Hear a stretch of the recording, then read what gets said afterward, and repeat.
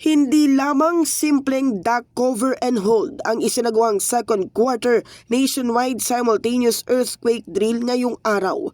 Nagsilbi itong full-scale test ng buong disaster response system ng bansa sakaling tumama ang isang mapaminsalang lindol.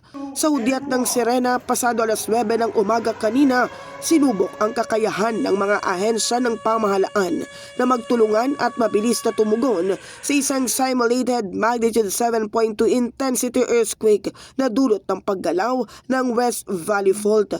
Kasabay nito, inilunsad din ng pamahalaan ang Harmonized National Contingency Plan for High Intensity Earthquake na magsisilbing gabay sa coordinate at mabilis na pagtugon ng national at local government units sa oras ng sakuna.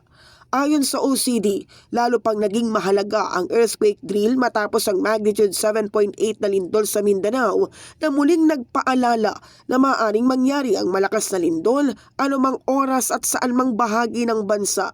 Sinabi naman ng PHIVOLCS na mahalaga ang mga ganitong pagsasanay upang matukoy ang mga kahinaan sa kasalukuyang mga plano, mapahusay ang mga pamamaraan ng pagtugon at higit na mapalakas ang kahandaan ng mga komunidad sa aktwal na sakuna. The earthquake showed the value of sustained preparedness efforts. Years of earthquake awareness campaigns and regular drills have improved public understanding of earthquake hazards and appropriate response. Communities that understand these hazards are better able to protect themselves during earthquakes.